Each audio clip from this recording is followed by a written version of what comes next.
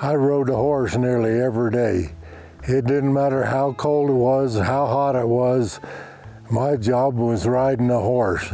I spent a lot of time and a lot of miles on a horse. People nowadays don't understand that, but that's probably as good a job as there is in the United States. My name's Bob Bunker, Robert Bunker. My great-granddad homesteaded on the Baca Ranch just shortly after 1900. I've lived in the valley nearly all my life. Most of the time I wouldn't see anybody else for maybe a month at a time. There was 17 guys working here on the ranch, but very seldom did our paths cross. This was originally the headquarters of the Baca Ranch. The ranch manager lived here at the headquarters, and everybody else had their own place. My name's Ron Garcia. I'm the refuge manager for the Baca National Wildlife Refuge where we're at today. The refuge is part of what was historically the Baca Grant Ranch. So the original Baca land grant was called the Vegas Grandes, and that was around present-day Las Vegas, New Mexico, and it was granted to Luis Maria Baca in 1821. But because the area was heavily defended by natives who utilized it, the Baca family was never able to settle it. So we fast forward to 1848 and the Treaty of Guadalupe Hidalgo, and now all this Mexican territory becomes U.S. territory. The people who had settled around Las Vegas, New Mexico went to Congress and asked for the land that they had settled. The Baca family came back and said, that's not government land, that was granted to us by Mexico. Congress, or the United States, said, well, we're gonna give it to the people who are here, but Baca family, what we will do is we'll give you the same amount of land, and it was 500,000 acres. So the Baca family set out to find these tracts of land. One was around Los Alamos, New Mexico, about 100,000 acres there. That was Baca grant. They called them floating grants. That was Baca grant number 1. Baca grant number 2 was on the Texas-New Mexico border. Baca grant number 3, or floating grant number 3, was around Nogales, present-day Nogales, Arizona. Number 5 was around Prescott, Arizona, just south and west of Flagstaff. And this was Baca grant number 4, this 100,000 acres here in the northern end of the San Luis Valley. I came to work here in 1969. We're now at the purebred part of the Baca Ranch. It was owned by AZL. I went to work for AZL as just an everyday riding cowboy.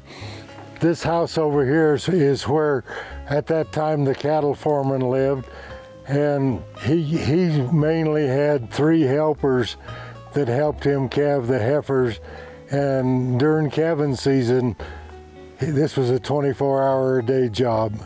They imported exotic cattle from Europe. We had limousines and Simmental and several other different breeds, and they brought them in.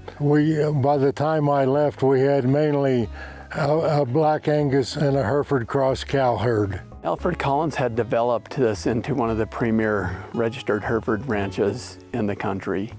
And in 1950, Alfred Collins became ill, and so they decided to sell the operation. And so they started putting together a sale of all the registered cattle.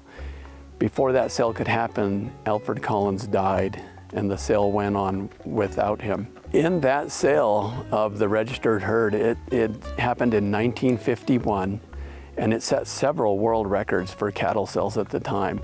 They brought in well over $1 million in 1951 by selling that registered herd. So in a bipartisan effort, Congress in 2000 passed the Great Sand Dunes National Park and Preserve Act, and that approved the government to buy the grant and the ranch and to develop the Baca National Wildlife Refuge, and it gave the National Park Service enough resources to transfer the Great Sand Dunes National Monument into the Great Sand Dunes National Park.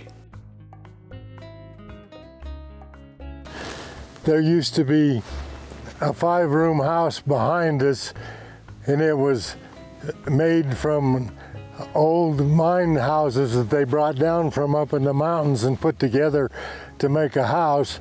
It had a heater in every room because it had no insulation, so you had to have heat in there pretty near for 24 hours a day. Yeah, we lived here. Steve was 11 months old, and then 4 years later, Christy was born. So they were really, both of them were raised in the middle of nowhere. But you know, they enjoyed it. They grew up to be pretty good kids, I think, because they were here. Ron Lettuce came.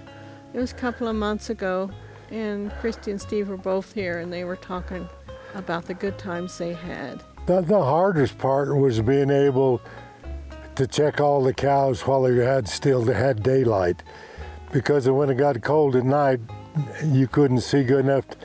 So you'd have to ride at night part of the time, but you'd try to get everything done while you still had daylight. You know, calving wasn't easy sometimes. He had a lot of problems. But it was great though. Wouldn't trade it for nothing.